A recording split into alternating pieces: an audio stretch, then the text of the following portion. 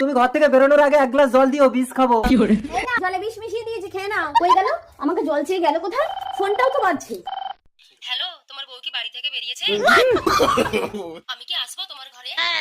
এই জন্য তাহলে তুমি আমাকে বাড়ি থেকে বেরিয়ে যেতে বলো না? এরকম স্বামীকে বিষ খাইয়ে মারবো।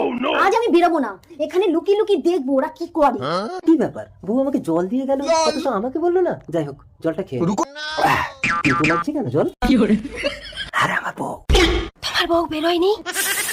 তুমি বৌদিকে ভীষণ ভালোবাসো তাই না দাদা? ও তো আমার জীবন রে প্রিয়া। গো, আমি তো ভুল বুঝে আমার স্বামীকে বিষ খাইয়ে দিয়েছি, এবার কি হবে? কে বিষ দিয়েছে? তুমি শুধু নামটা বলো, আমি তাকে পুলিশে দেবো।